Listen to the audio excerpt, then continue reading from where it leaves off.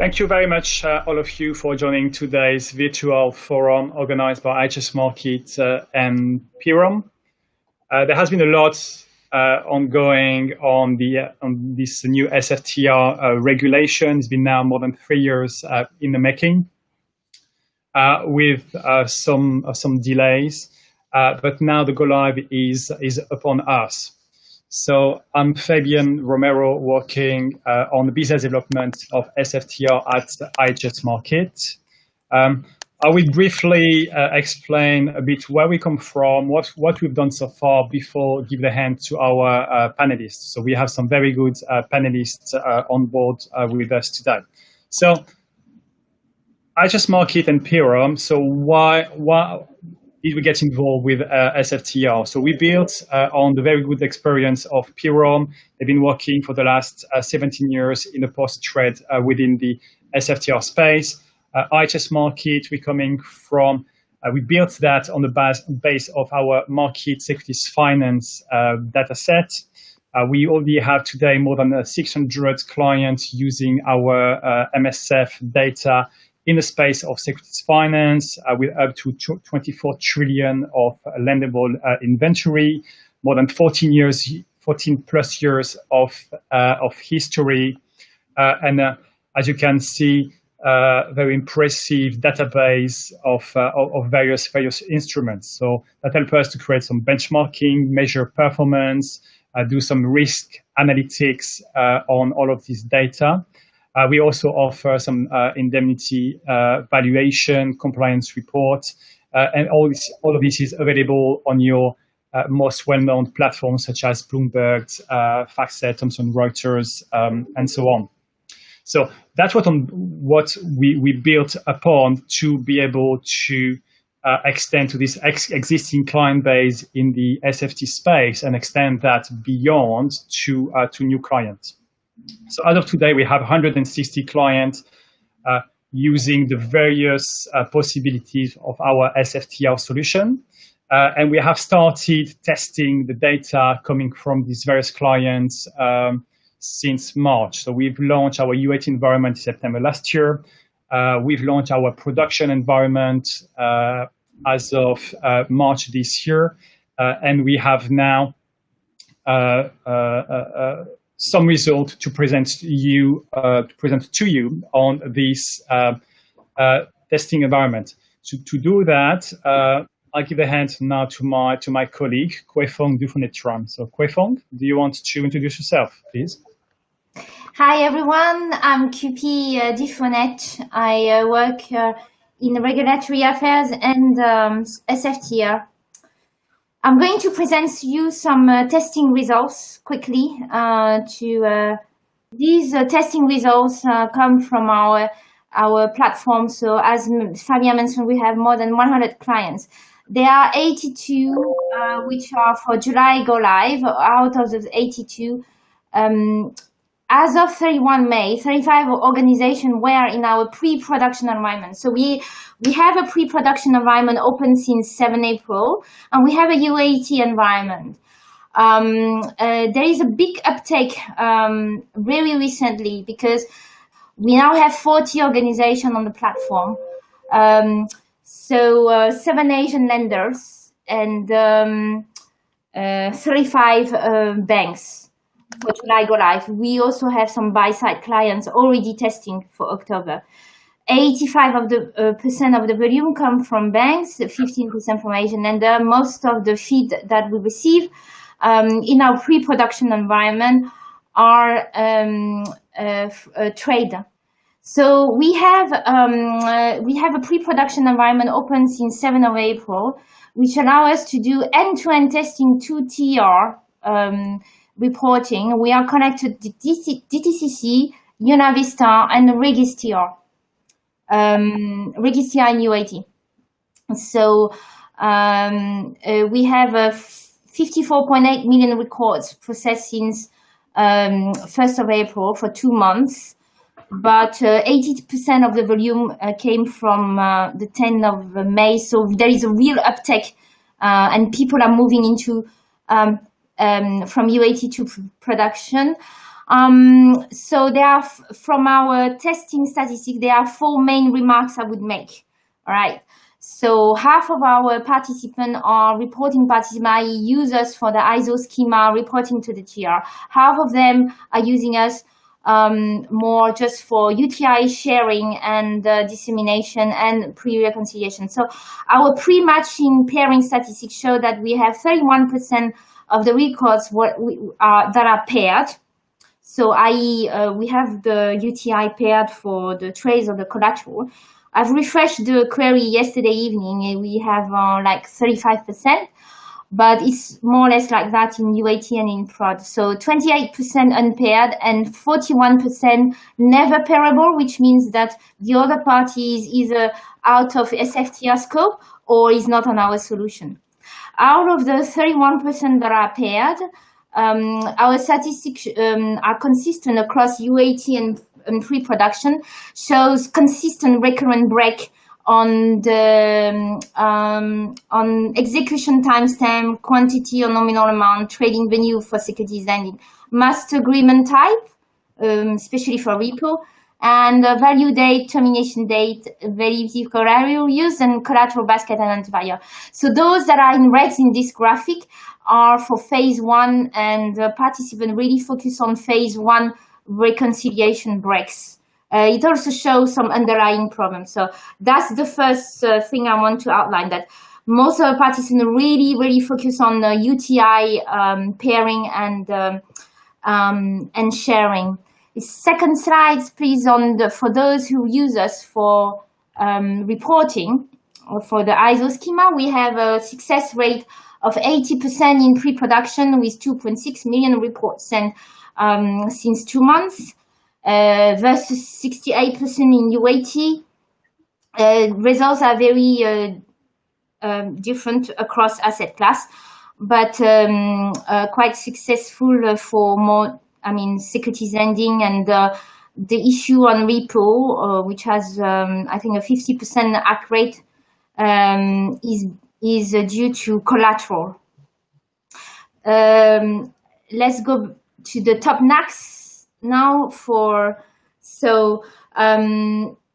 The 2 things I want to mention for the top NACs, whether it's in UAT or pre-production, is action type sequencing and choreography. That's the main NAC we see from across the 2-3 TRs that we are connected to. So participants do not have consistent action type sequencing, and the major NACs in pre-production, for example, come from collateral and valuation submission without the prior successful initial report acknowledged to the TR.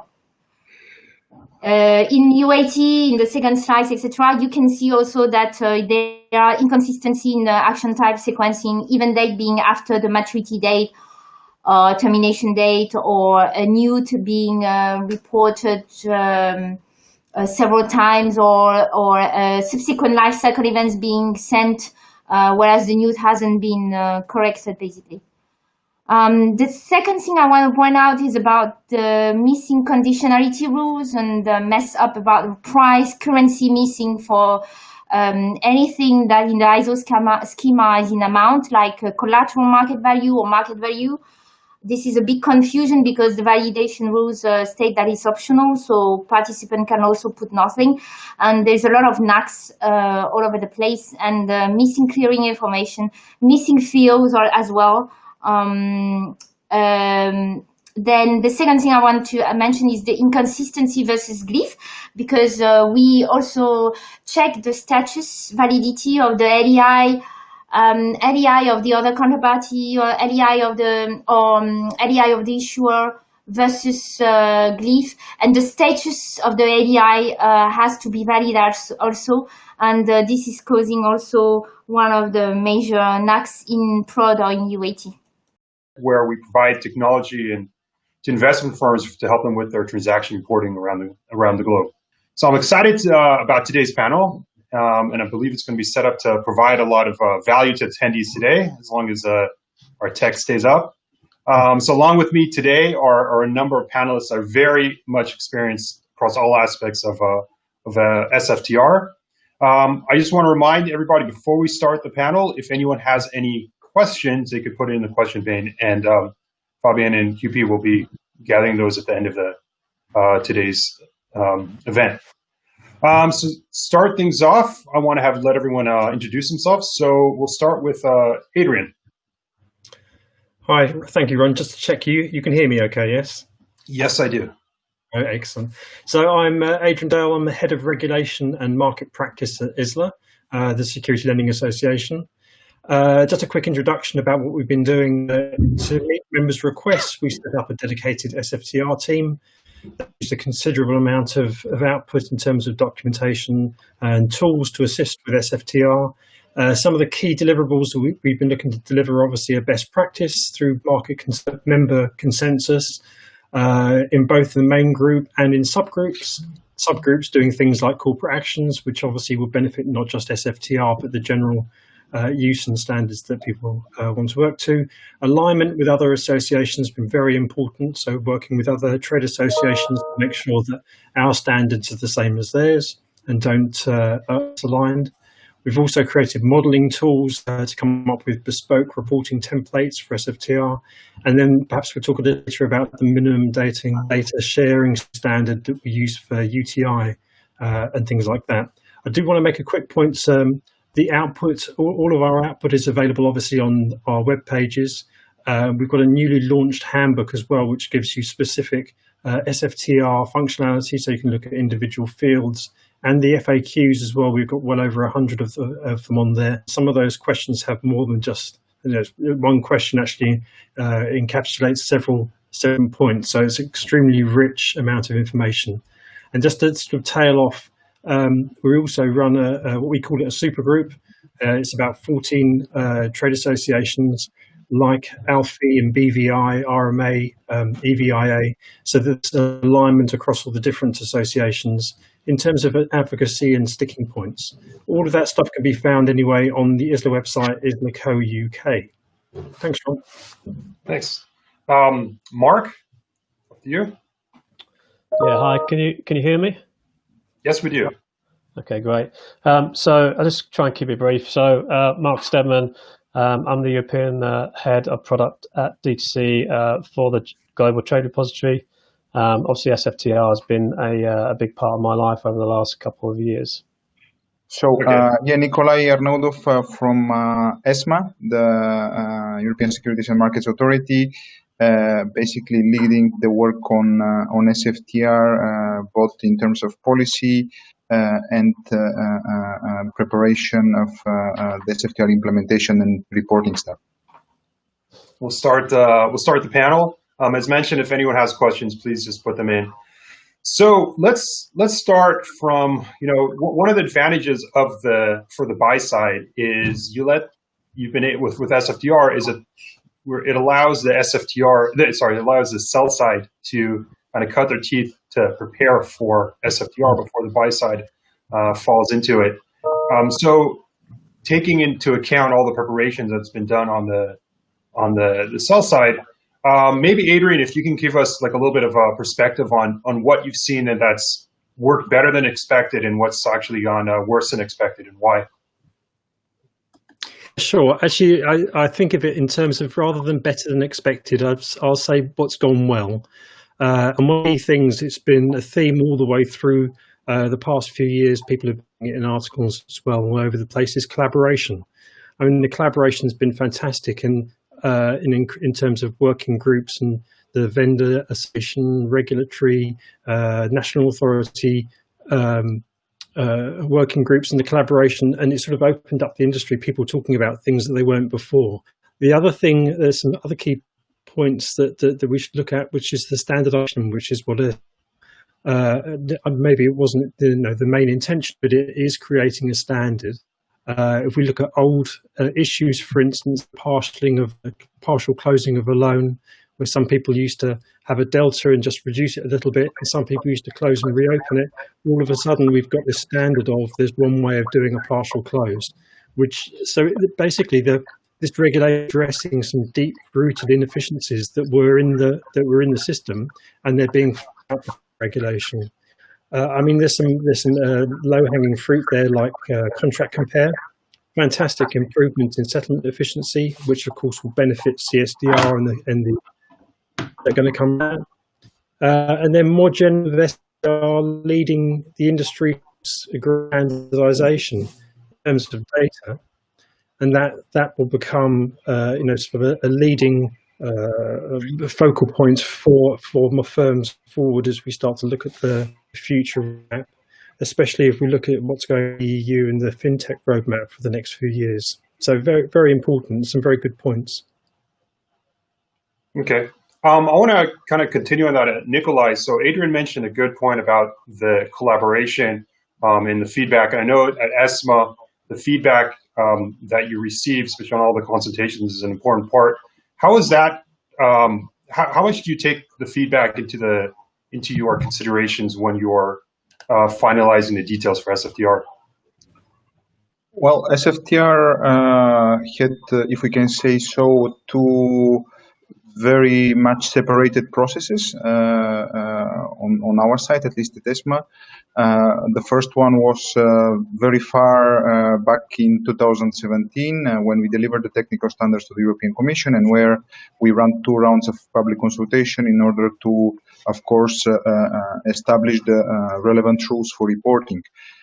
Therefore, of course, this is, let's say, part of our policy making. This is how it's enshrined in our regulation, and indeed includes a lot of interactions with the industry in order to be able to address the relevant aspects which we want to be addressed, and also provide the relevant requirements, how reporting should happen, and how some of the other key aspects in the framework of reporting, such as the data quality, should be ensured. No?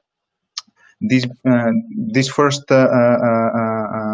phase, as I said, ended in 2017. Now, at the end of 2019, we had basically the second phase of very intensive cooperation and engagement with the industry in the context of the elaboration and finalization of the guidelines on reporting under SFTR, which basically are part of the ESMA strategy to ensure consistency and standardization of reporting across the reporting regimes, but also to ensure that when we have a reporting regime that comes into place, we are able to tackle it in a very similar way, and providing reporting participants and TRs with the relevant guidance in a very practical way. No? So now we are in the third phase of collaboration, if we can say so. There have been certain aspects of the guidelines that have been clarified either to TRs or to associations or to both where relevant.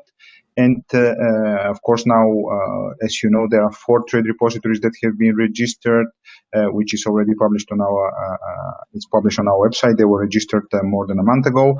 And of course, the last element probably of interaction between ESMA and the market was, of course, very much in the scope of COVID-19, where, as you know, we received a letter from ICMA and ISLA about the reporting start for SFTR, and we took a decision at the level of ESMA to align the first 2 phases. So, as you have seen, I think there have been quite a lot of examples of collaboration and cooperation between ESMA, associations, and also trade repositories.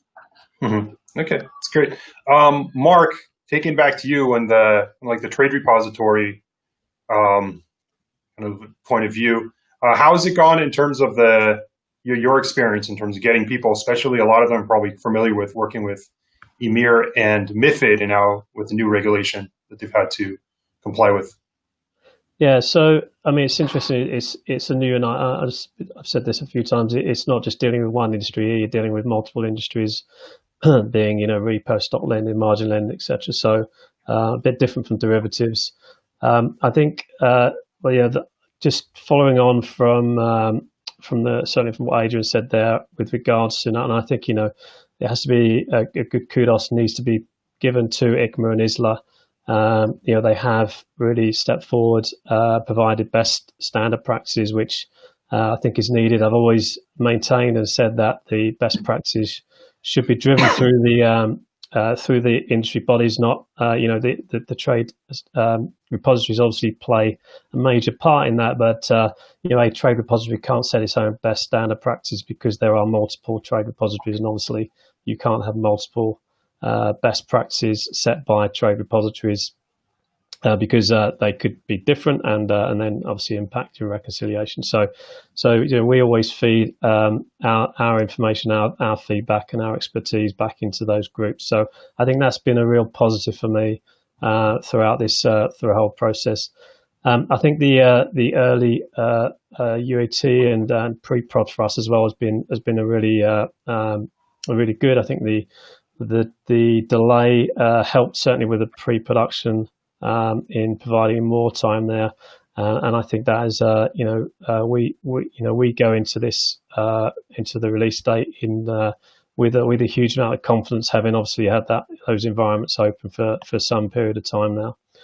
I think on the I think, and I'd like to call it on more of a lessons learned, and I'm already seeing that already, relates to what I think we have learned from this whole invitation is a schema really defines how you report.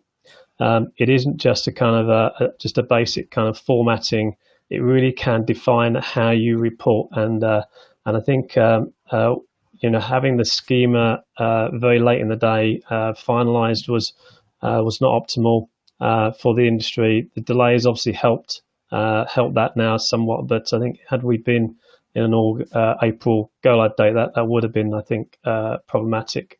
So I think I am seeing the Swift groups already, I think, starting to look at the kind of EMEA refit and starting to look at what that means for the ISO standard there. And I think also the EMEA refit, we're seeing now an 18-month period being recommended rather than or proposed by ESMA rather than the 12 months. I think that's probably reflective of what we've all learned throughout this whole process for SFTR. Okay, I want to add, Craig Laird from Morgan Stanley and also involved with ICMA is not able to, he's having some connection problems, but I want to add as well that if you're looking for best practices on repos, ICMA has a lot of data there as well. If Craig is able to get on, he'll be able to. If I top a bit, so if you do a search on ICMA's website, you'll see minutes and best practices. It's all on there. The same is true of all trade associations. If you go to bar and just do a search on it, you'll find what's available. In terms of SFTR, one of the lessons learned from EMIR is UTI matching.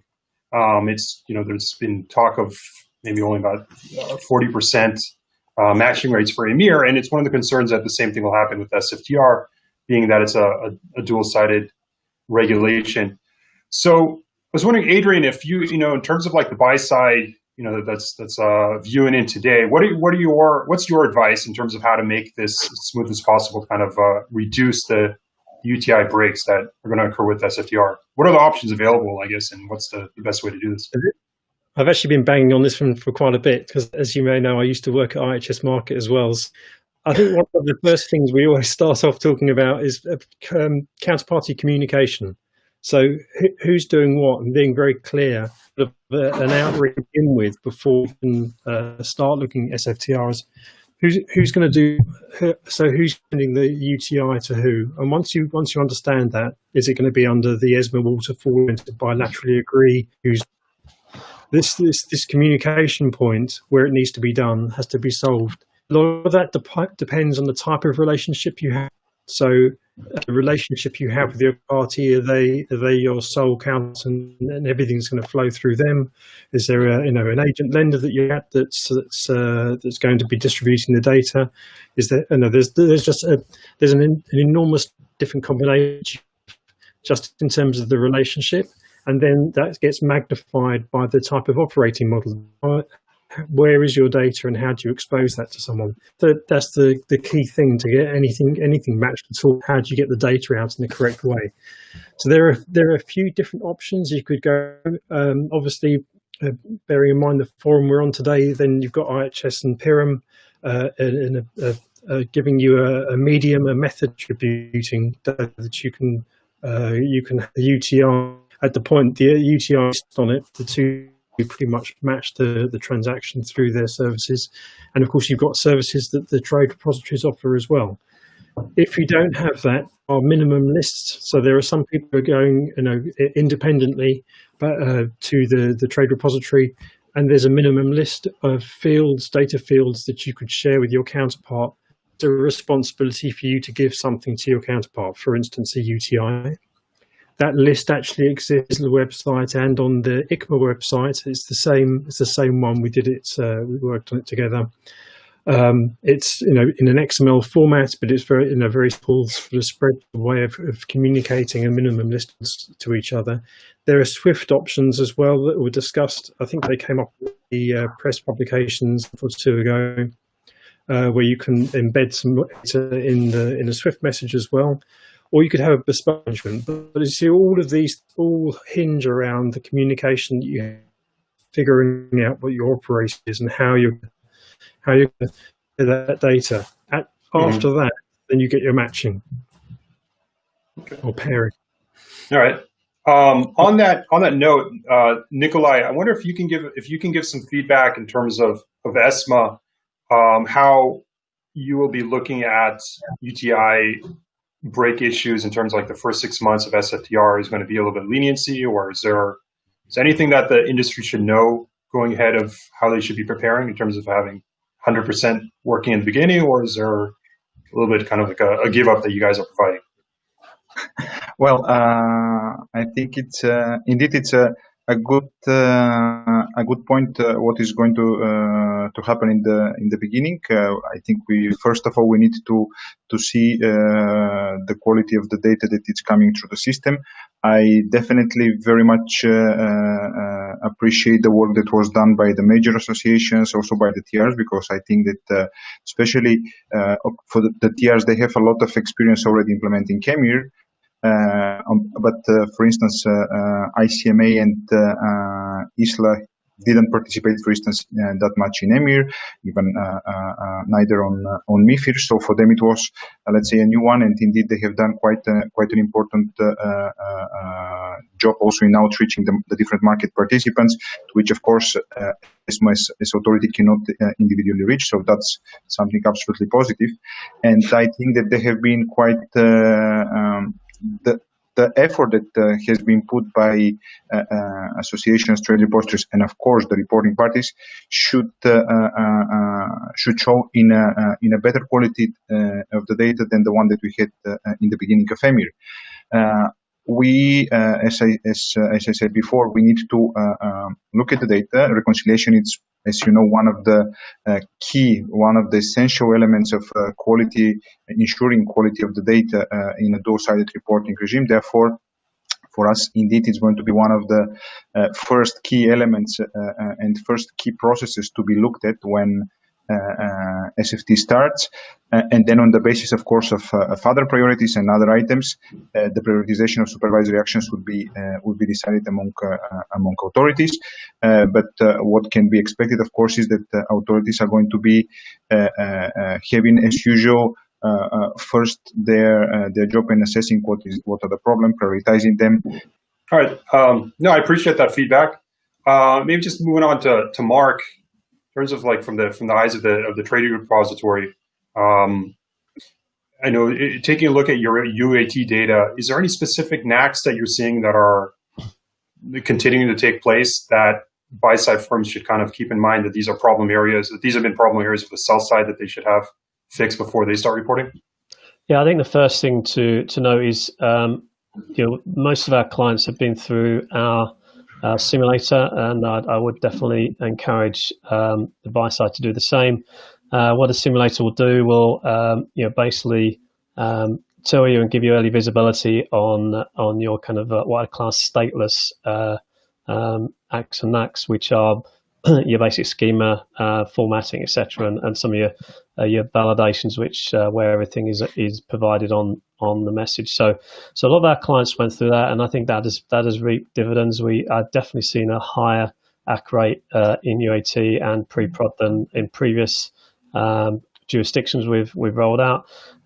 Not surprisingly, though, the most common one is the action type. We saw it under EMEA. That stateful validation where you have to submit in the right sequence of events. There is an action type table. Typically, we see collateral being submitted before the trade's open, and valuations being submitted again before the trade is actually open. So that's quite common when you're submitting data in from different types of systems in a more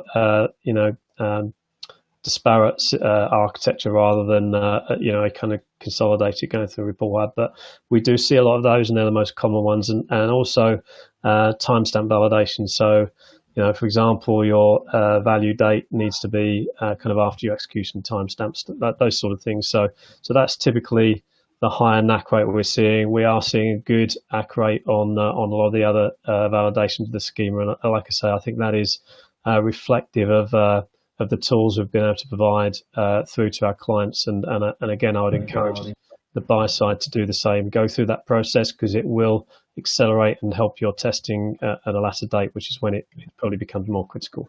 Okay. I just want to very, very quickly answer, Adrian, if you can say if there's any little open issues that you think at Go Live that will have to be addressed at a future time. Yeah, there's certainly. Depends how you classify them. You can call them open. There are short-term workarounds. We have to be careful don't brained in some way and stay over. There's just more and with Nikolai would mention some of the point that we went through to get to this for phase one of the Go Live. We'll obviously need to great example. It came up quite a few times that there is insufficient fields to describe exactly the nature of a trade. So sufficient fields, the miss between regulation and so, which is the LEI. I seem to have been out waving a flag about the issue of LEI that QP mentioned earlier on. It might be interesting just to mention a couple of numbers and the status that's in at the moment. We've been collecting actually ISINs from our members. We got about 40,000 different ISINs which don't have an issue at LEI. And for those of you that don't know, if you don't issue your LEI on an EEA jurisdiction asset, that will get rejected, and then the EEA, the validation comes into play at the beginning of next year. So just to give you some taste for the whole thing, the ISINs that have been sent to us, they represent about 5 trillion euros worth of assets. So this is not an amount that's in the overall lending pool, and about 10% of that on loan. So these are very, very big numbers. So what we've done is we've compressed it down. We've got to about 15,000 ISINs, and we've been sharing it with Glyph and Anna, and they're actually going out to those places that mentioned earlier in the US, China, Taiwan, which represent about 77% of those issues. So we're really having the missing issues, which is going to mostly for the data then not being able to get to the regulator, and then firms are making mind about how they deal with that. I mean, you don't trade it, or do you hold it back, or do you send it and each of the authorities have got a view on it. I'm sure that Nikolai does as well. But we can't produce best practice about what people should and shouldn't do because it conflict with the regulation at the same time. Best thing to do is to address these things. Glyph and Anna have been fantastic. They've gone out to QSIP and the Tokyo Stock Exchange so far, and they're proposing to go to their regulatory oversight committee so that the message is sent out to regulators so we can try and fix this problem. But there's a long way to go. Okay, Nikolai, I know in terms of the LEI issuers, so ESMA's put a 1 year exemption on the validations for them. After that period, I mean, is there any thoughts on, as Adrian mentioned, in terms of ESMA, whether it should be not reported or not traded, or just what to do with these type of cases? Well, in the case of LEIF issuer for third country issues, I think at least the solution that we have for the time being is the one that we let's say we consider it's the most appropriate given the current circumstances.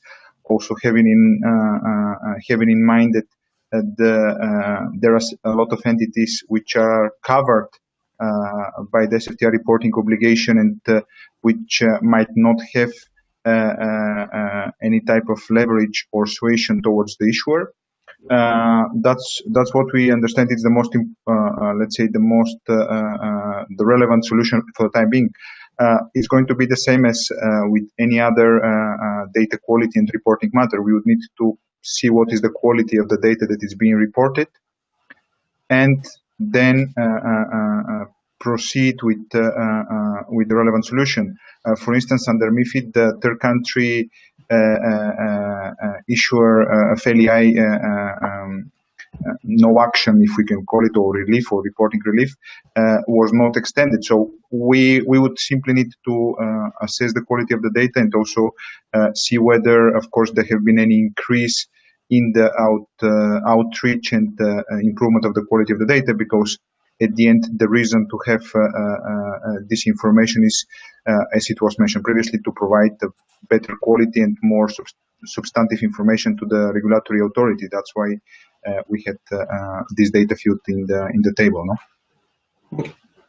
All right. So thanks for that feedback and the answers. And kind of moving things on to the next panel. I want to say again, thank you to Mark for having me, as well as having Nikolai, Adrian, Mark being able to give it back to you, Fabian. Thank you. Thank you, Ron. Now, moving on, I will give a hand to Simon Davies from Pirum System for our second panel, and a fine bunch of people you have today. So up to you, Simon. Thank you very much. No, that was a fascinating panel. Thank you. And I think we'll certainly try and incorporate some of those points into our discussion. So I just want to check we've got Michael and Kais. Okay, well, thank you very much. Again, thank you to everybody that's joined us this afternoon to discuss SFTR and the impact on buy-side organisations. Obviously, in the previous panel, we've heard the view from regulators, the trade repository view, and the input from the industry bodies, and that's been very useful. And I think it's certainly, what I take from that is there's some positive news that we're seeing good ACK rate compared to previous regulations at this point in time in the regulatory rollout. So that's very positive news. Now we're going to look at, and hopefully it's going to be an interactive discussion. What we're going to do is focus on the organisations that are implementing SFTR to get a view of the challenges that they're seeing and to offer some practical insight how they've been dealing with those challenges. And again, for the audience to learn from those. So I'm going to ask the panelists to briefly introduce themselves. And there is a Q&A function as well online. You should be able to see a Q&A button. So if you want to send questions in, we can review those and discuss those as we go through as well. Now, so if I can ask Kais, if you would be able to introduce yourself. So Kais Haj Taib from Cassis. Would you just give us an introduction? Okay, so my name is Kais Haj Taib. I'm a product manager, group product manager at Cassis. Looking through all the market solutions and banking services products. Part of that, I'm looking to the SFTR reporting solution that we are willing to offer to our clients and to ourselves as well. Thank you very much. And Michael Johnson from M&G, again, if you'd like to introduce yourself. Hi, thanks, Simon. Yeah, so as Simon just said, I'm Michael Johnson at M&G. I'm one of the regulatory project managers there, working in the regulatory change team. I'm responsible for the implementation of SFTR across all the M&G entities. Fantastic. Thank you very much. No pressure then. Yeah, I'm not feeling any at the moment. It's all fine. So, Michael, if I can turn to you initially, if you could just describe how you've approached getting ready for SFTR reporting, the journey that you've been on. Yes, okay. So I think, as we all know, SFTR has been a bit of a stop and a start project for implementation, especially for sort of the phase 3 clients, because we've always sort of seen that we've got a bit of time to go after the phase 1. Obviously, that's been condensed a little bit with the fact that people have been the phase 1 and phase 2 have moved together. But I think our project, it's fair to say, has been sort of up and running. Then it went on ice again, and then it got back stood up again once we got some more clarification around the regulatory dates. So I think, as far as we're concerned now, we're well in the delivery phase. So we've done quite a lot of the work. And I'll just briefly go through sort of the different phases we've done. But we're well in the delivery phase now. We just do sort of finalising our data delivery, and we'll be looking to move into testing in the next couple of weeks, which I think for us, that's a really good place to be. We wanted to get there nice and early so that we could, as we looked on the previous slides, we could start to look at some of those sort of pre-prod testing to see where the ACs and NACs are going to be and some of the pre-matching. But as far as our project's gone, I broke it down into a few different phases. The first one was obviously sort of understanding the regulation. I think for us it was really key to sit in on the working groups.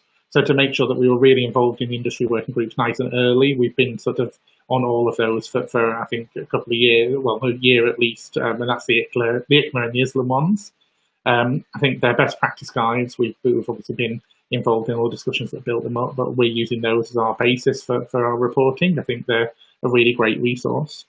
And then we've also been working with the front office, ops, compliance, and our reg reporting teams to sort of really understand how this regulation is going to work for M&G and our business model, because I think everybody's business model is slightly different. Ours is no more or less complicated than everybody else's, but it's going to come up with its own challenges. So make sure that internally we've gone through that.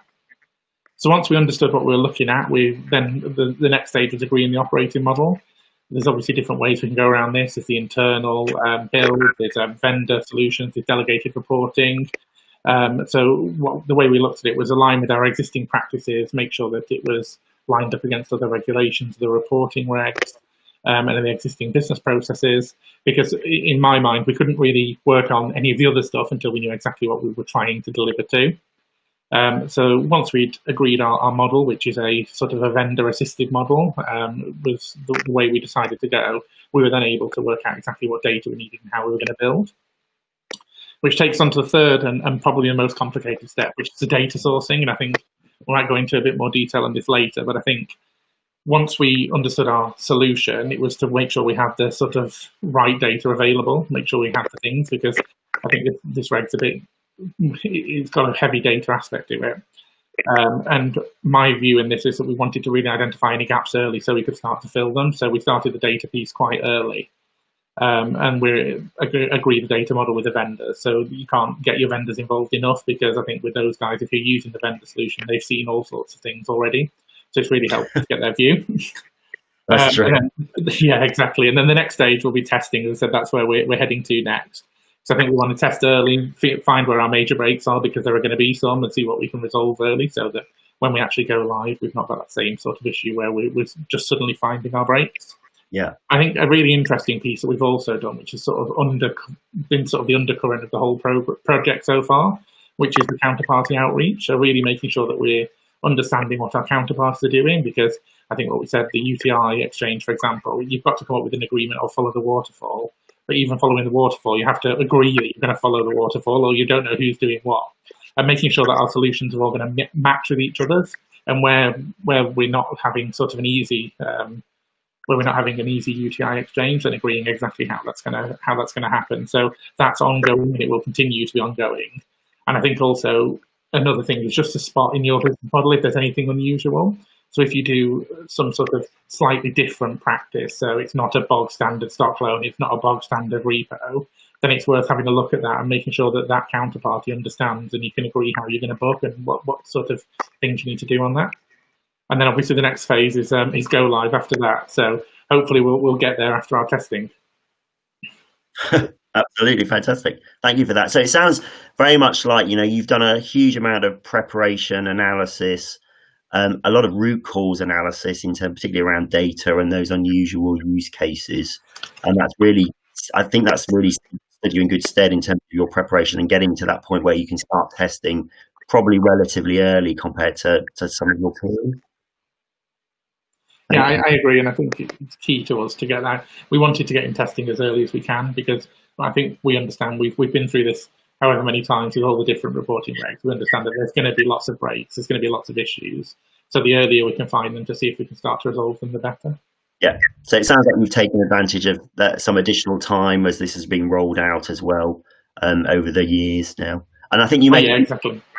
The working groups, they're fantastic. And it was mentioned earlier, there's been a lot of thought put into the best practices and how to approach these and discussions around the challenges. So I think it's a good call out that if firms haven't looked at those resources, they're available on ISLA and ICMA's websites and also from the vendors and obviously your counterparts and peers as well, I'm sure would be able to help with that as well.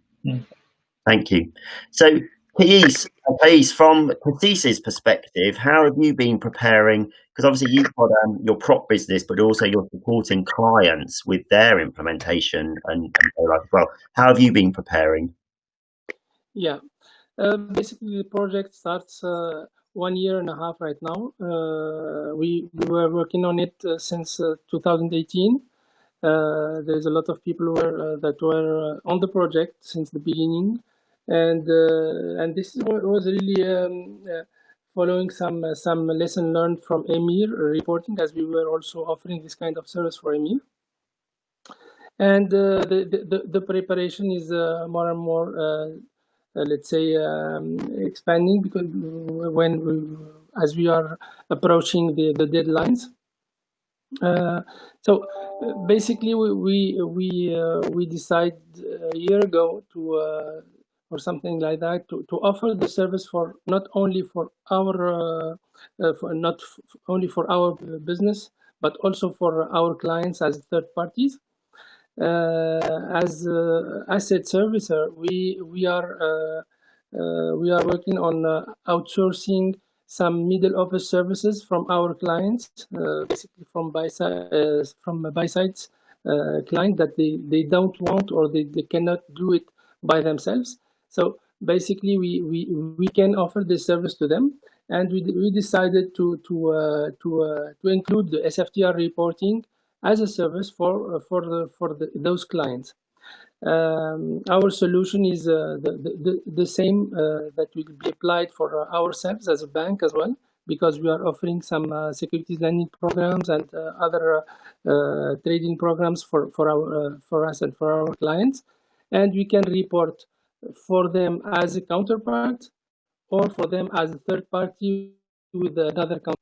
So that's the scope of this service from our side, and we are working with the IHS Markit to provide this service to our client.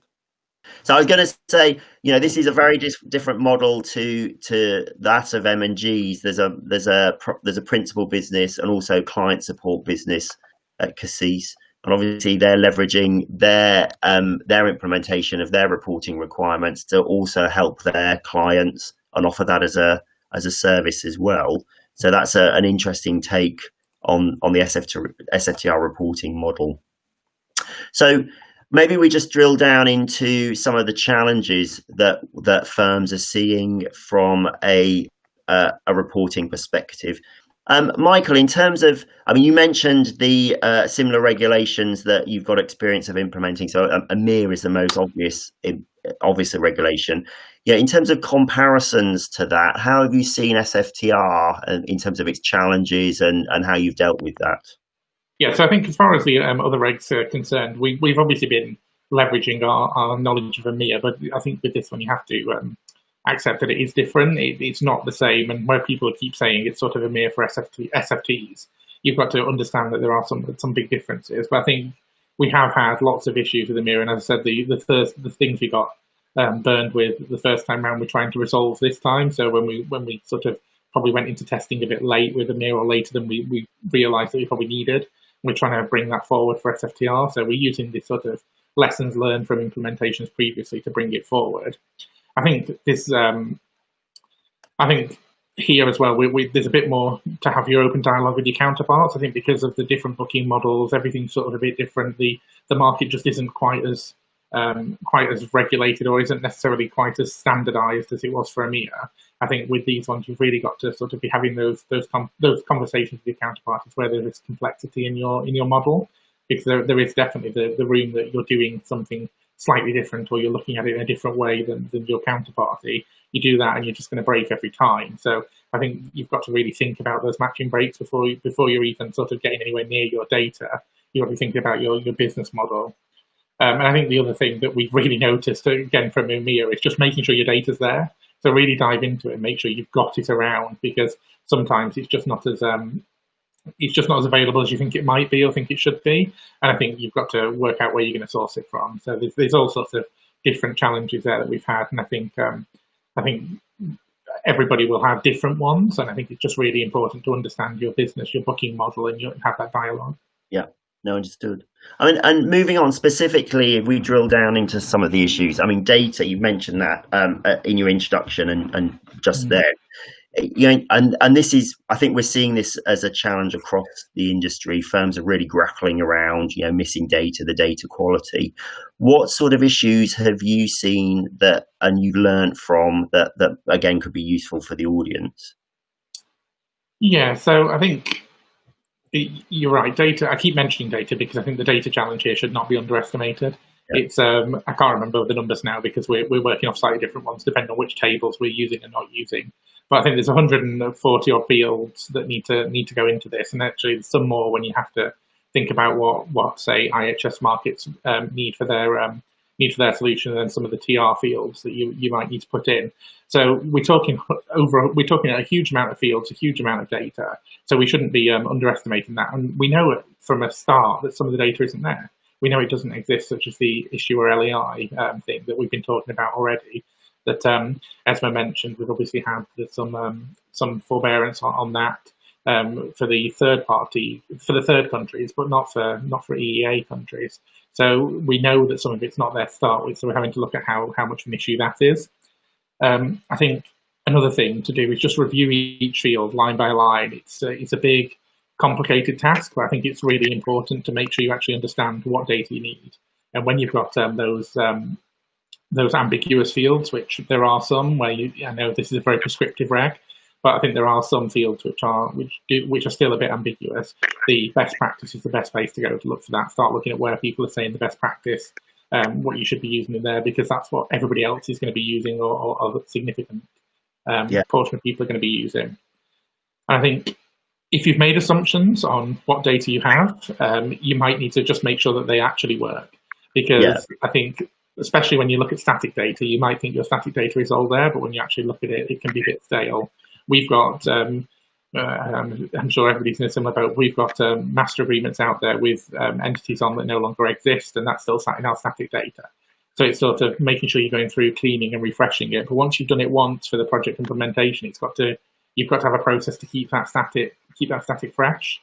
Because I think there's always a risk here that you sort of let it go, but that static is in some of the matching fields. So if you end up with that going stale again, you're not going to match. You're going to start to break. So I think that's sort of our key things with the data. And again, I think that's really useful advice. Again, it's the analysis around the data, and to your point, not making sure that your assumptions of what a particular data field means is correct. And again, talking to your counterparts and your peers, looking at the industry best practice and interpretation of that, I think will be really useful, because there are things in there that you think make sense, and actually because of various reviews of the regulation and the validation rules, it's worth just making sure that you've done that analysis. And then obviously the quality of the data, the staleness of that data is really important to review. And the earlier you do that, clearly the better, and the easier that's to clean up. And it's a very interesting point you make around the process of maintaining that needs to be looked at. So, and I've seen this in the past as well, is that firms clean up their data and then it's kind of done and forgotten about. But actually, to your point, you're constantly changing it in your sources and your legal entities and etc. So it needs to be refreshed and maintained as well as you go through. Have you changed any of your processes around the maintenance of that data, or specifically for SFTR, or is that just part of what you do BAU anyway? So I think, as I said earlier, SFTRs, we're coming to a standing start, I think, with the data on this. The data requirements that we've had previously versus the data requirements we've got for this regulation are sort of so far apart from each other. So we have had to look at changing the processes for that static, because I think where it was previously, it's sort of been there as a reference point if we need it, whereas actually now it's something that's really feeding into our everyday process.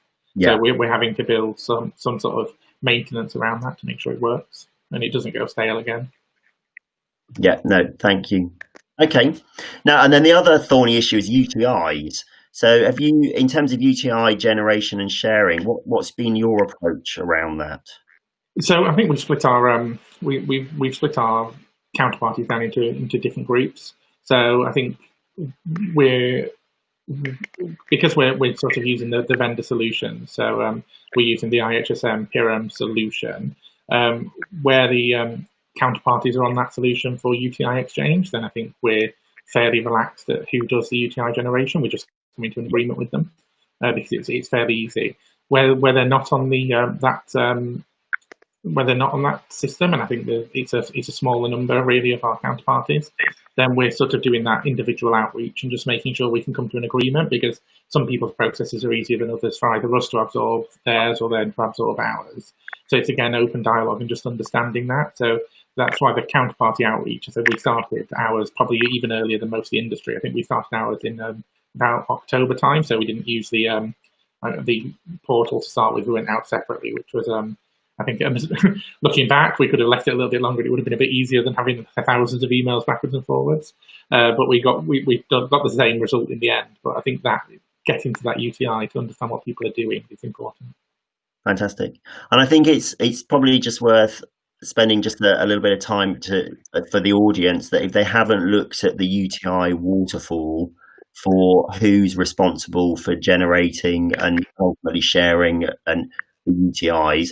Yeah, there's that you can follow the waterfall, but that adds a lot of complexity. Particularly, it's directional; it's based on the direction of the trade. So you'll often be generating in one type of trade and receiving in another type of trade. And the industry really is looking at effectively using the bilateral agreement section of that waterfall to be able to make sure that they can clarify who's responsible and when they're responsible.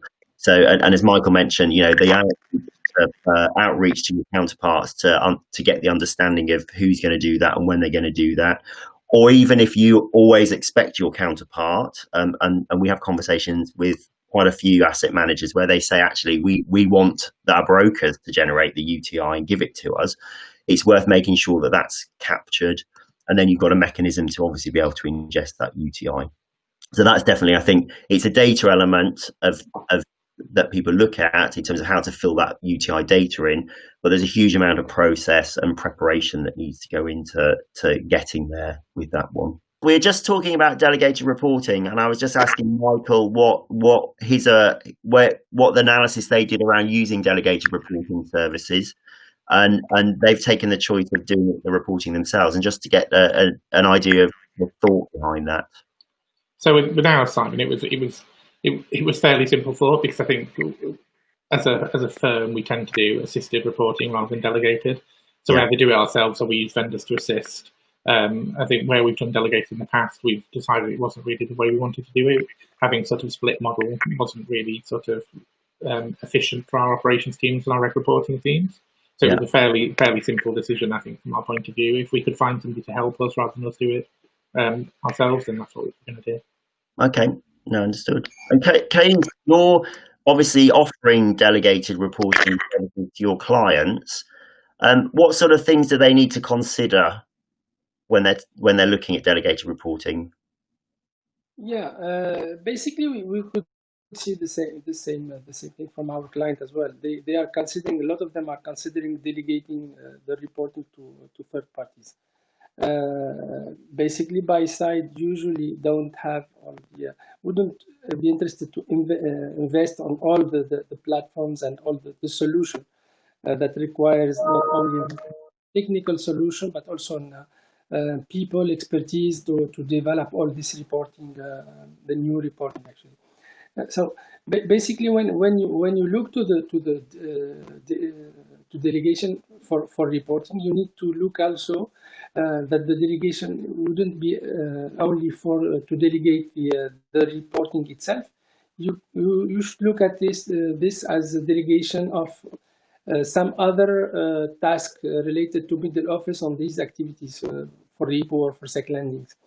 Basically, if you want to delegate only the reporting, the third party who will report for you needs to know all about the transactions and the collateral related to this transaction and all the change to the events and all these kind of things. Meaning that this third party will need to be in the heart of the transaction. It needs to somehow, it's for efficiency reasons, this third party needs to be doing the task of middle office as well, trade management, collateral management, which is related to this activity. So when you need to look to this reporting delegation, you need to consider all these aspects. So going from the technical solution of the platform or the solution itself to the experts that will do that for you, and all the related middle office services. On top of that, what you need to look at as well is it's not only a question of reporting itself. The reporting is, let's say, this is the simplest part of this story. What will happen is we can see that you need to follow up for all the exceptions. You need to have people looking to the exceptions. You need to manage them. You need to discuss with the counterparts, and all of this kind of tasks needs to be part of your decision making before deciding to do it yourself or give it to someone else to do it for you. I think you need to look at all these things from as a general matter, not only the fact to report the event to one trade repository or to another. Yeah. So I mean, that's a very good point in terms of I think I don't know if firms have the perception that delegated reporting is it's a switch and you go live. There's clearly a lot of preparation that needs to be done prior to going live with reporting.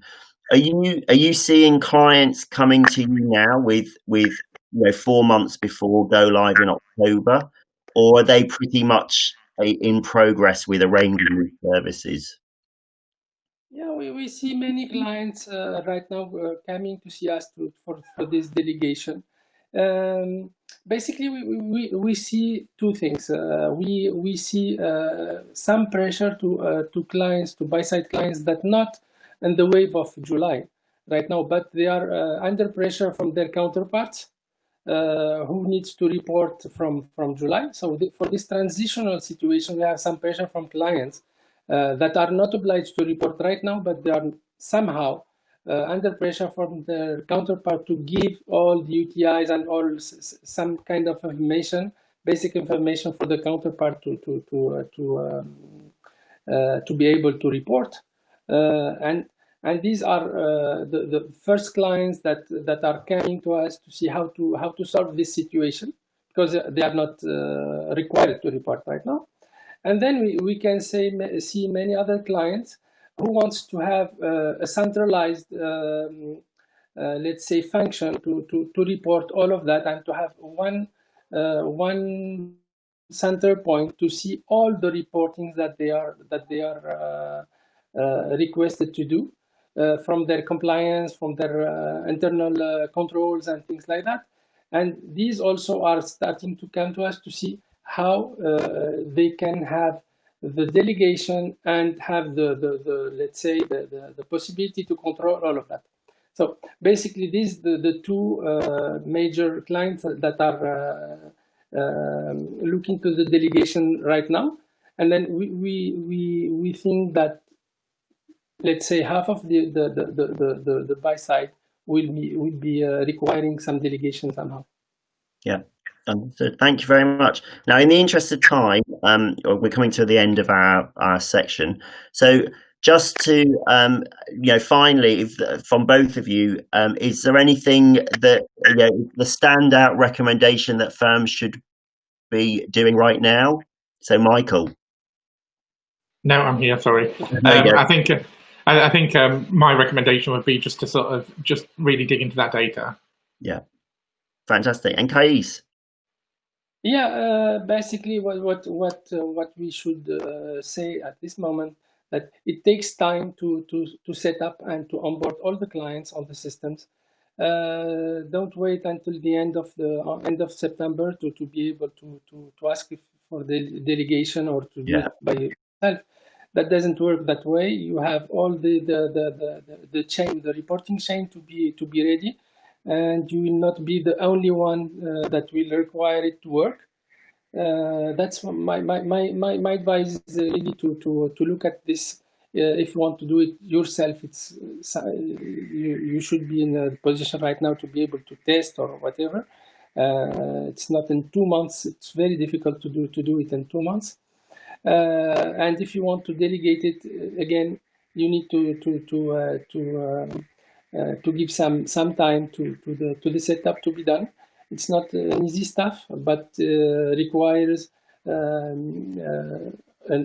kind of onboarding project and some testing and all of these things. Yeah. But I'm confident that we have time right now to cope with all of that for the next few months. But don't wait a lot of time. Yeah.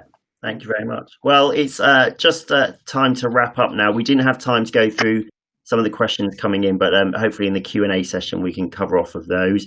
So I'd just like to thank my panelists for joining us today and giving insights into what they're doing. We've also just published with IHS Markit a white paper that you can download from our websites, and we'll send you the link as well, just covering some of the topics and challenges and the impacts on buy-side firms as well, that you can download and review as an additional review. And with that, I'll hand over to Fabian. Thank you. Thank you, Simon, and thank you to the panelists. I will ask Kwe Fong and Duncan, please, to come ahead, and we're going to go straight to the Q&A. Sure. Thank you, Fabian, and hello everyone. My name's Duncan Carpenter. I'm head of SFTR product at Pirum, along with QP, who you spoke to earlier. So we've got a number of questions I think have come in both prior to the event, and we've got a couple on the Q&A right now. I don't know, QP, if you wanted to start, I think you had a question that we were submitted beforehand, if you wanted to start with that one. This is a question for Nikolai. Nikolai, I have to ask you this question because a lot of participants have asked us either online before this event, has been asked by a couple of our partners, especially KPMG. So you know that COVID has been a huge challenge and continue to be a huge challenge. There's a lot of concern on the return to work. There are doubts over service levels to ensure good data quality. What are your views on the delay for SFTR, more in line with what the trade association and the industry have been asking for, i.e.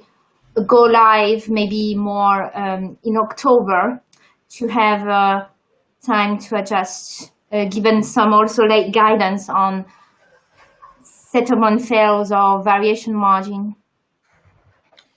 Well, at this stage, any delay or postponement of reporting start from July to October, it's not on the table. So I think from our perspective, the 3 months was the period of time that would align it. However, so far we have not received any specific, let's say, reference or reasoning or rationale why there might be a need for a further delay. Having in mind that indeed the initial reporting start was was planned and to happen in April as per the regulation. However, of course, April was basically the peak of the COVID pandemic. Nowadays, I think the situation is very much under control in most countries. Therefore, we have not seen any specific reason or rationale to update this. Thank you for that. I Thank mean, you, Nick. yeah, thank you. There's still some challenge to go back to work, and there has been a hit on resource and planning, and things have been delayed. So I understand your point. There won't be any delays. Is there going to be any forbearance in data quality? As we mentioned in the previous session, what is relevant is for authorities to start assessing the data once the reporting commences, and then on the basis of what we observe, and also on the basis of our experience and expertise, we would do prioritization of items that have to be solved and when those should be solved. So indeed, there are certain elements that would need to be decided once we start seeing the data. So for the time being, we have not yet seen a single record. So let's wait for that time. Okay, thank you very much. Okay. Thank you, Nikolai. So just looking at the Q&A we got on the chat as well, I think the first question we had in was from Tak Chan. What is the general feedback from market participants on the operational impact of the reporting, e.g. if fields are mismatching? So obviously, from where we sit as a middleware, we can obviously help with identifying potential breaks, but I guess the operational impact is probably better answered by participants themselves. I'm just trying to look who we've still got online. I don't know, Michael, apologies just to throw this to you, but I don't know if from an M&G perspective you've got a view on what sort of operational resource you expect the sort of the matching or the tidying of data to take at this point. Thanks, Duncan. I think we're still working through that one as an answer. So we're expecting it to take some resource. We're working out exactly how and where we're going to do it. We're sort of bringing our BAU teams along this process with us. So we're currently working with our operations team and our reporting team. Obviously, breaks in different areas will probably require different people to assist. So where we're talking to counterparties, we'll use our current ops team, or where it's sort of more of a data break, we'll use the reg reporting team. But I think we're still working through the answer of that. But there is definitely going to be some operational overhead on this. We're bringing more people into BFIRST teams up, but we're not exactly sure what it'll be yet. Yeah. No, thank you, Michael. So I think, yeah, in summary, as you said, it will definitely take an amount of additional resource, and you're trying to size that challenge, which possibly, Nikolai, feeds back to your point about once you start seeing the data come through, you'll have a better idea of what needs to be done in terms of remediation and what are the priorities, which will presumably also feed back, Michael, into your sizing exercise as well. Yeah, exactly. And that's one of the reasons I was talking about earlier, trying to get into the testing, as soon as possible, because we'll see how many of those breaks we can resolve ourselves quickly and how many are going to be sort of more systematic or systemic issues that will take longer to work through. Okay. No, thank you again, Michael. Just checking on the Q&A, the other question we got, I think it was probably during Simon's panel with yourselves, Michael, and Kais, is about any of the panelists aware of buy-side firms planning to stop lending stock because the SFTR compliance is too high. Now, I could ask you that again, Michael, but I suspect you've already answered the question by implementing the project, so you've obviously made a decision in one way. I don't know if, Kais, if you're still on, if you've seen any evidence of that from your client base? Yeah, the question was on the table for several times with some clients, but the majority of them are still seeing interest in getting into the securities lending and repo programs. That doesn't. It's again, there is an impact on cost and of all this reporting for compliance. That's for sure. But the majority of our clients, buy-side clients, would see it relevant to continue to have these programs up and running for security lending and the repos.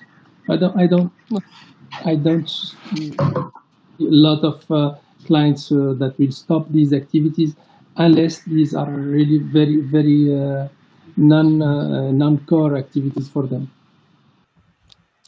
No, thank you, guys. I guess, again, in summary, the benefits of continuing a program have outweighed the additional cost for the majority. So it's been part of the conversation, but it hasn't stopped people in your experience. I'm happy if any of the other panelists are still around, if they have a particular view on this. I don't know if Adrian, from an association point of view, or you've got any feedback from your wider client base. Well, I don't view on it. I mean, it's a great question and the obvious answer is, of course, no. And if anyone did, it's not the sort of thing they would admit to. I mean, there may well be. It's certainly something I haven't seen at the moment, and I don't think it would be something that the firm would share with us. If I can add something on some feedback, not on stock lending, but in terms of repos. So a combination of the costs and COVID-19, we've definitely seen a few smaller firms that were in phase one that have kind of looked back on it and said, okay, this is not a core part of our business, then let's wait with implementation, especially since they have the 190 days to do the backloading for any longer term open position. So I was saying, okay, if we get to July and it's still something that's being, the things are easier to do, then they might look ahead and implementing a little later than they expected, and just kind of decreasing their involvement with repos for the short term. But it's probably a combination of both costs and the coronavirus at this point. Okay.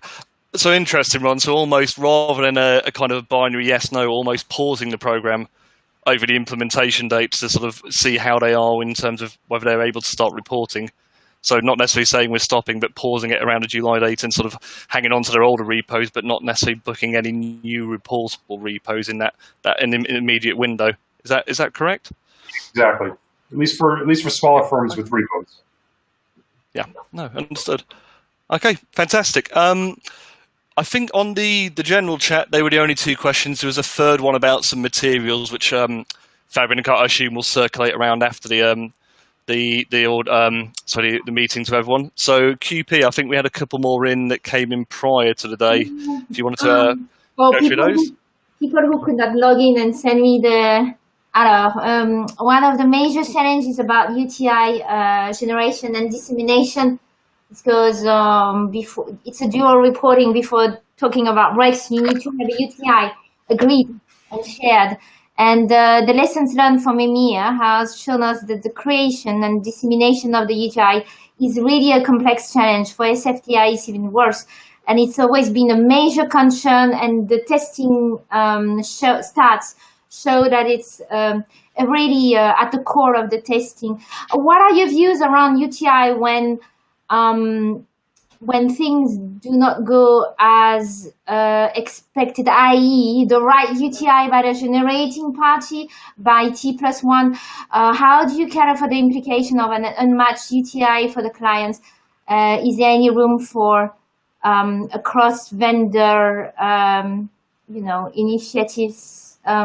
This question is both to Nikolai and to anyone, actually, because it's a major concern for all participants, UTI exchange and generation. And things cannot go as expected anyway. Yeah, I think sorry, go ahead, please. Go on, Duncan. Sorry, Nick, I was just going to say, maybe for your context, I guess the question I would ask yourself, because obviously you're not necessarily in charge of the technicals to implement, but in terms of from a regulator's point of view, if a client is waiting for a UTI from their counterpart and they get by the T+1 deadline, and it's sort of, what's your view of that from the perspective of the person who's trying to report, have effectively done what they can, but they're depending on this piece of information that they've yet to receive from their counterparty? What's your expectation from a regulatory point of view there? And then maybe some of the other participants can talk about the more technical challenges. I think we have this issue has been also discussed in the context of the guidelines, and at the end there is no partial solution. The only way it is to be solved is that either the two counterparties agree, or they follow the waterfall in case they fail to agree, and let's say, exchange the UTI timely. Solutions which include late reporting is, of course, a breach of regulation.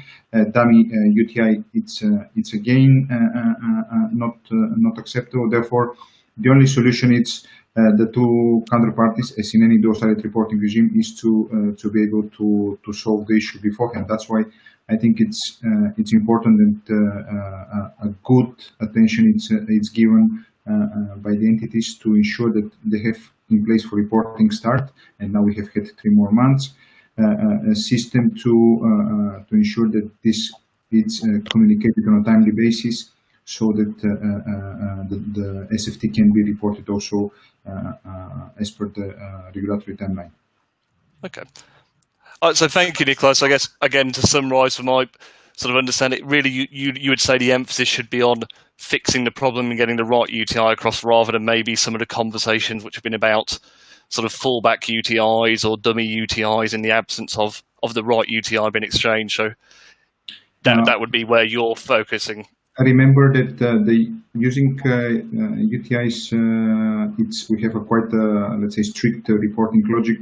There can be only one combination of LEIs and UTI per SFT. Therefore, if someone is trying to use that dummy LEI, it can go, for instance, once, but then cannot happen again. No, that's why I think instead of reinventing strange solutions, which might be, let's say, very short-term ones, because at the end, authorities are going to be looking at the data, and UTI, as we said, one of the key fields of an SFT. Better to ensure that, let's say, the relevant arrangements are in place to fulfill the requirements in the technical standards. Okay, so the key is really to bilaterally agree with your counterparty on what solution you will take in place for. As any other of the elements of the transaction, that's where the fallback waterfall is included in the regulation. But otherwise, as you have seen, the regulations, the article in the regulations, in the regulatory technical standard, on the implementing technical standard says, in case they fail to agree on who generates it. No? So I think this is something which, and probably also there, I know that some of the industry associations already have done quite a good work to facilitate the process at the industry level. Yeah. Fantastic. Okay, thank you again, Nikolai. And I'm just seeing, I think we've got Lansing back from earlier, so sort of all the live questions certainly have been answered. So thank you again, all, and we'll pass back to Lansing, I believe. So appreciate it. So Fabian, you had talked about what we can do in terms of helping on the static data side. I mean, it's interesting, given some of the comments Michael made before. I mean, that's precisely what we're trying to help out with is the static data, reference data, and other elements, and keeping that refreshed. So what we want to talk about, I apologize for all the technical issues, but before we kind of closed out, we wanted to highlight a few of the other initiatives that are in development. May be of interest to the audience. I assume we're recording this. One of the things that we noticed, as a firm, is the way that SFTR and the implementation work, associated with that, have spurred many industry participants in repo and the securities lending to revisit not just post-trade processes, but the entire end-to-end process. As again, I said, as Michael mentioned before, kind of on the data side and keeping that up to date, is something that is increasingly taking focus. So what we had looked at was we wanted to highlight some of the things that we're doing on the pre-trade side. So we've been talking with ISLA and ICMA and many of the firms who were on the call earlier, both buy side and sell side, about taking some of our pre-trade tools that are used extensively in the OTC derivatives market and configuring them in a way that meets the needs of securities lending and repo. And these tools would help firms to automate the account opening process and onboarding process by standardizing the data and documents up front. So the platform I'm talking about is called Counterparty Managers. You can see on this slide all of the functionality that I'm going to talk about in the workflow exists today. And so what we'd be looking to do is to make sure we just added the bells and whistles that would be specific to this space as opposed to those that are used strictly in the derivatives.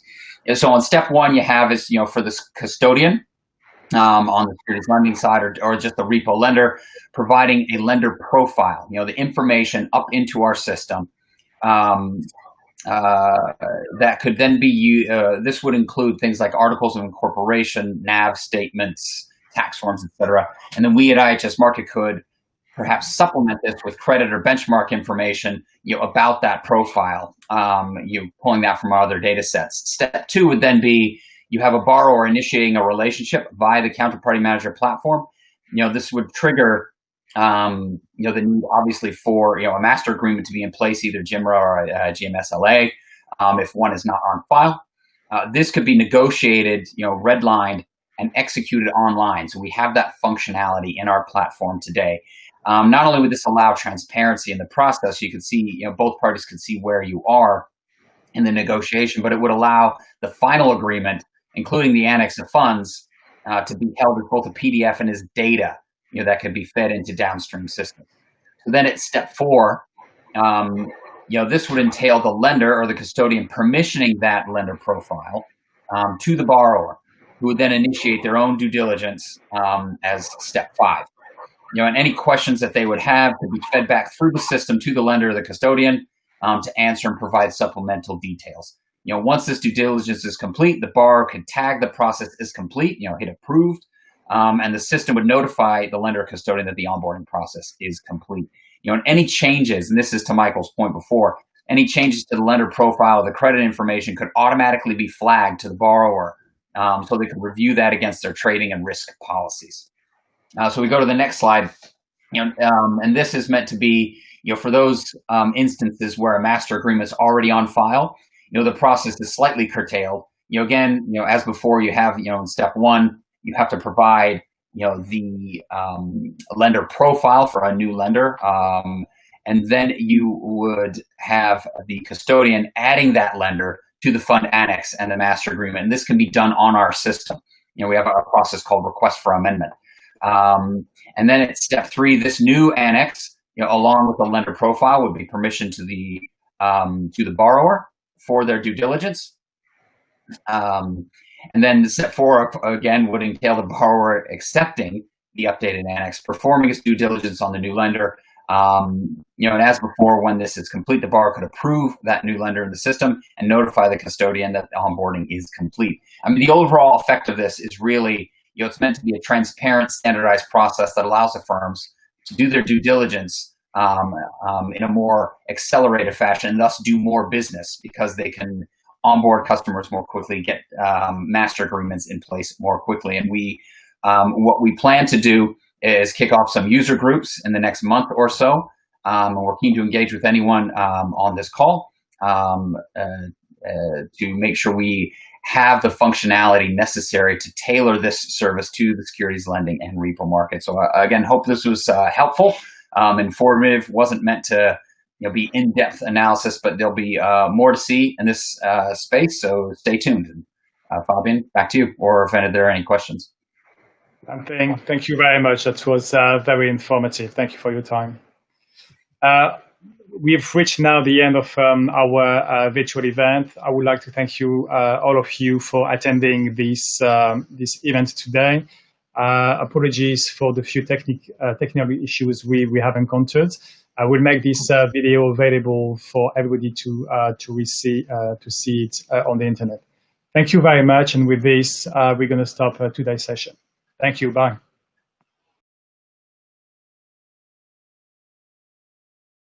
Ron Finberg from Capitec and Craig Laird from ICMA and Morgan Stanley are with me today on this catch-up session following our SFTR virtual event. We wanted to give Ron and Craig a chance to share their view. They could not in our event yesterday. So with this, Ron, please, up to you now. All right. Thanks, Fabian. So Craig, with SFTR starting now, we're a month away. How long have you been involved with preparing for this? So I guess historically, when I was working with Morgan Stanley, I was in the transaction reporting space. So I used to run the team which looked after issue remediation for our global regs, so covering EMIR, HKMA, CFTC. And then at the start of the SFTR journey, I was asked to lead the program within Morgan Stanley.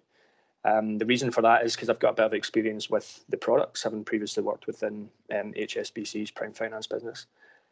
So I started leading the program for SFTR within Morgan Stanley, and then shortly thereafter, I was asked by ICMA to take up the role of leading or chairing the task force which ICMA had established in order to drive repo best practice for SFTR.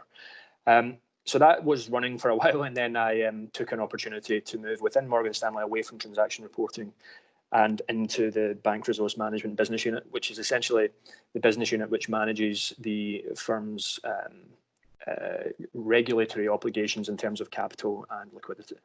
So I have continued to be very focused on SFTR, both from an ICMA standpoint, and then within Morgan Stanley, I guess I'm more on the stakeholder side rather than the project delivery side. So it's an interesting change of dynamic.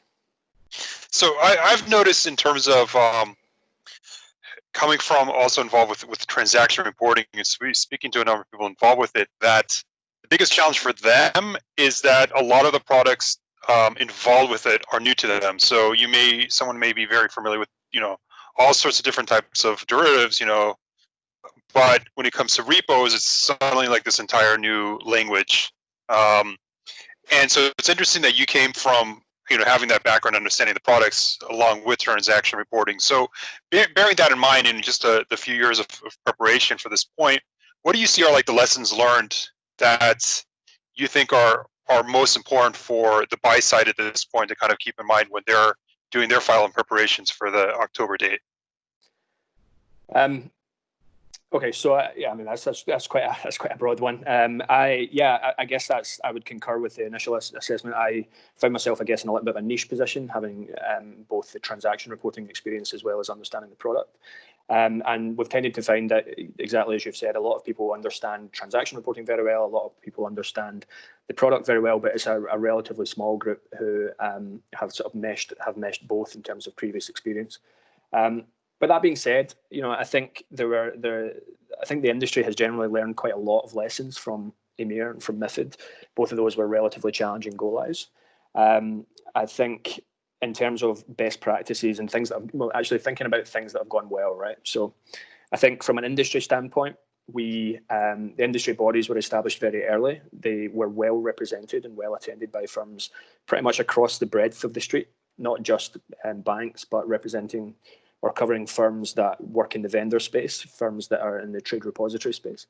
Even the CCPs, etc., were all involved within the industry bodies. So it meant that we had really good coverage, and it was very early in the whole process. I think additionally, and this is one which I think was very much a lesson learned from EMIR, is quite early within the industry body conversations, we shifted the focus from a conceptual standpoint into more of the mechanics of how the individual fields are populated. So considering, field by field, let's go through each field. How is this field populated? Are there any challenges? Are there any differing opinions? Do we have a consensus across the street? Do we need to define a best practice? And so on and so forth. And actually what that's then allowed, speaking from an ICMA standpoint particularly, but what that's then allowed to be established is a set of what I would consider pretty solid artifacts, where we have defined quite a robust best practice document for repo. It talks about more or less on a field by field basis what the best practice for populating the field is, why we have arrived at that conclusion, and even recognizing in some instances that the best practice does state where there was potentially some differing opinion, or potentially where the timelines around the whole ESMA negotiation, if you like, process has meant that firms have only been able, or we've only been able to define the best practice relatively late in the day. So I think, taken as a whole, and for people that are coming to this relatively new on the buy side with a view to an October go live, I think I would urge people to really look at those best practice artifacts, look at what's contained in that document, because it contains essentially the history of all the discussions and arguments and debates that we've had on field by field. And there's also quite useful test case scenarios in there where we've actually got sample reports for repos covering a whole breadth of different types of repo trade. So, all in all, I think that, kind of answering the question in a roundabout way, I think the industry has done a good job of getting on the front foot early, and focusing specifically on the field by field build requirements rather than a sort of higher level conceptual element. Mm-hmm. Okay, and if someone's looking for the best practices, they can just Google ICMA best practices, and they should find. Okay. Yeah, so I mean, the ICMA group, I think when the level 3 guidelines came out, which was a hotly anticipated moment within the SFTR journey, I think the task force session immediately after that had around about 180, 190 people attending. So it was, the ICMA task force is already very broad, but yes, if anyone who is not familiar with that wants to get access, you can just Google ICMA SFTR best practice, and it will take you there directly. As I say, within that you've got the best practice doc itself, which now covers I think it's around about 80, 90 key issues, which is quite a lot of coverage, and it's been written with a lot of detail within it. And as I say, a whole bunch of sample trades, which at the end of the day, what I've found from transaction reporting historically is you can theorize and conceptualize about all this as much as you want, but it's really when the rubber hits the road and you actually start seeing the data in production that you can really make a difference, which is why we focused on producing a bunch of sample reports to make sure that people understand exactly what the final product and the final output looks like. Right, that's a good point. I know Mark from DTC was mentioning that yes during the panel in terms of the importance of having a lot of testing involved. So on that note, and just kind of seeing the feedback and testing, what's kind of been more difficult than you expected in terms of companies being able to be ready for their go lives? Yeah, so as with every transaction, but as much as I think we have learned some lessons from previous regimes, I think there have been a number of challenges and a number of problems, and there's a whole host of reasons for that. From a testing standpoint, I think looking at some of the stats produced by Markit relatively recently, I think it's only around about 30 or 40 firms out of the total of 80 odd are currently in production parallel.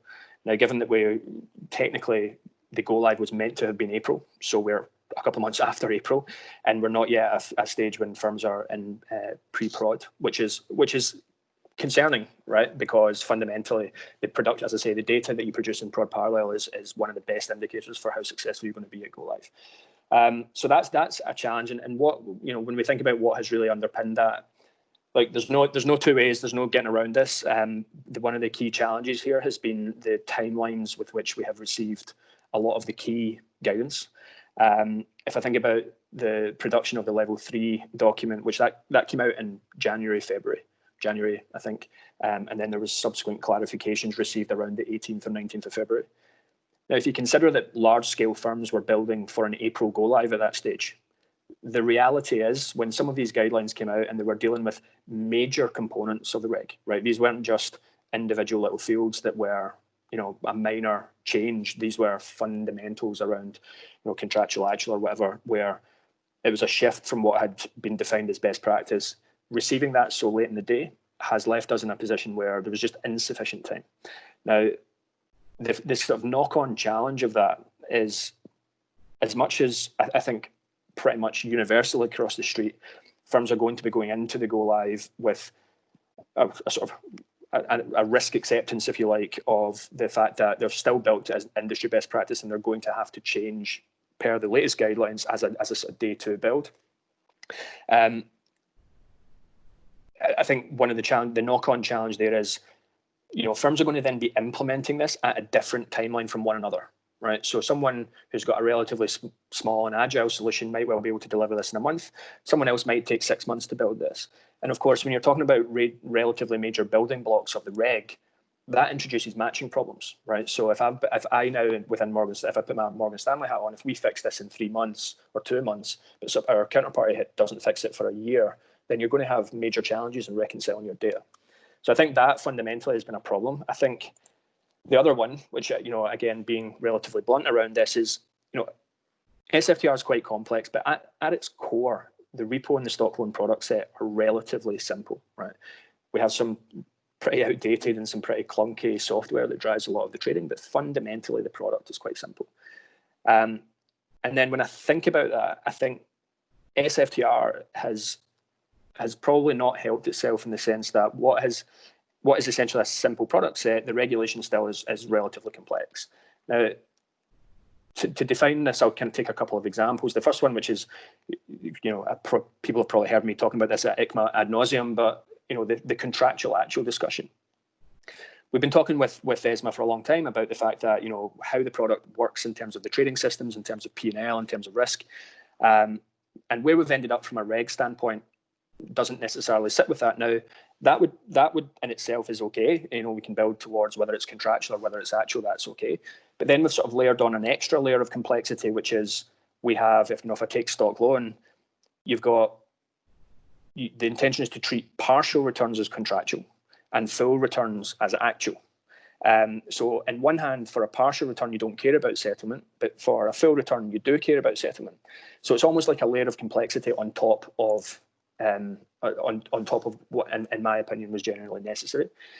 The second one, which kind of builds on this as well, is I think there have been some instances which are more at the field level components, but there are some areas where, again, we have, if I take FX, it's a bit of an issue here because we've almost introduced an element that causes the street massive matching problems, and it wasn't necessarily necessary.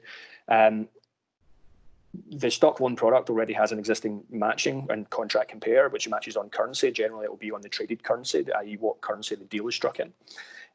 But for SFTR, it's now asking us to report the currency in the domicile of the security. Now, in a lot of trades, that's okay because the deal currency is the domicile of the security. But in other trades, that's not the case.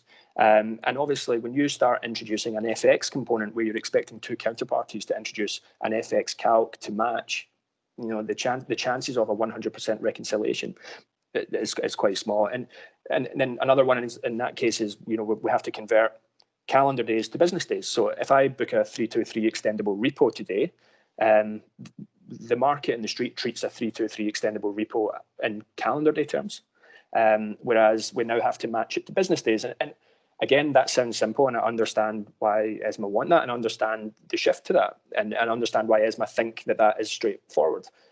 But fundamentally, once you start layering on, bank holidays, different calendars across what is a business day in Germany versus what is a business day in London isn't necessarily the same, and it starts becoming. It feels like we're adding a level of complexity into the matching process, which wasn't necessary. And sadly, where I think this takes us to at the end game is you create a divergence between what is in the books and records and what is and what fundamentally is being reported.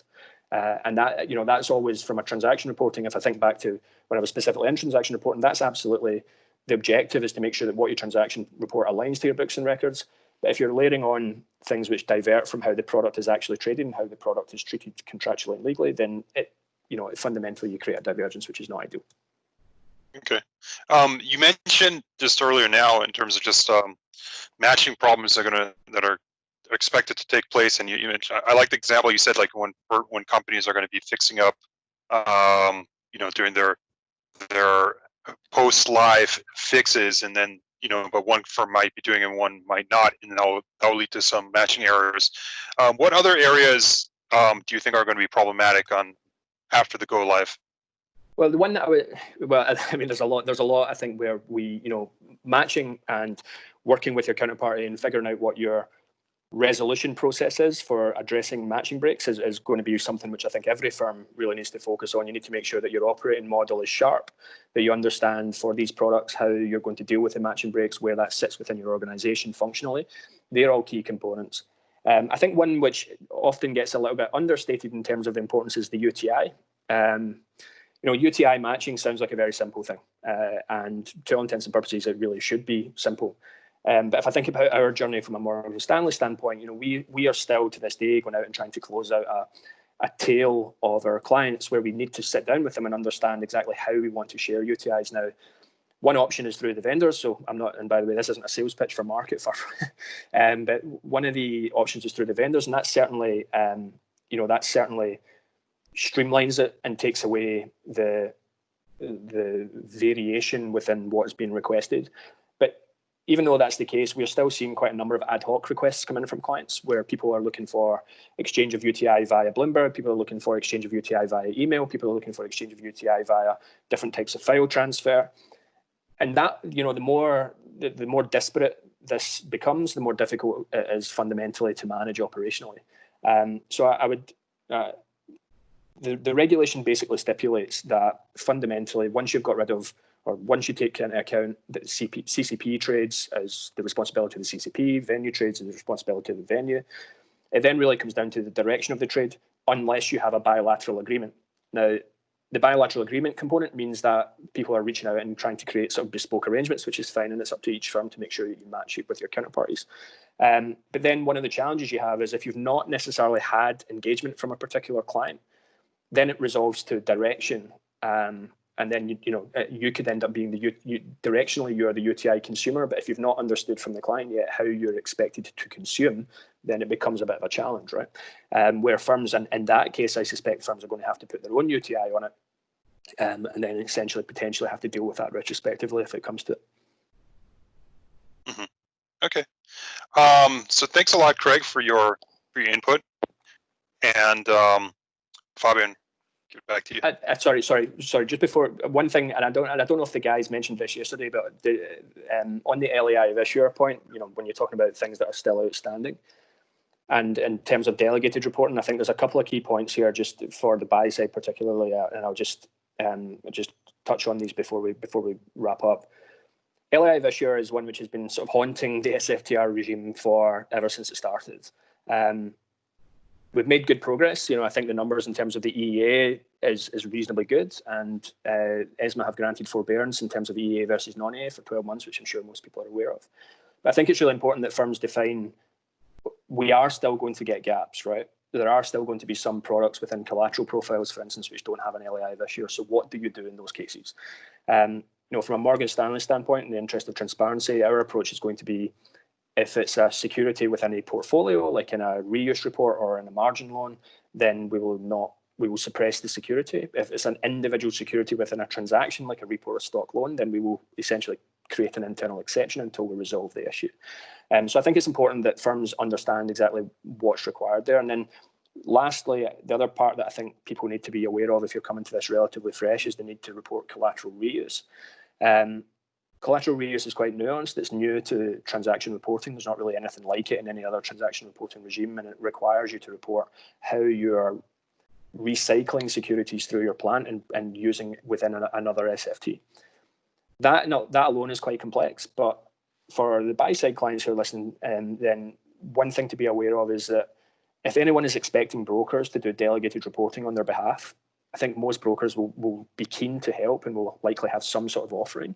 But reuse is a bit of a thorn in the side because your broker isn't necessarily going to know how the buy-side firm is reusing securities, which means it makes it impossible for the broker to then report the reuse on their behalf.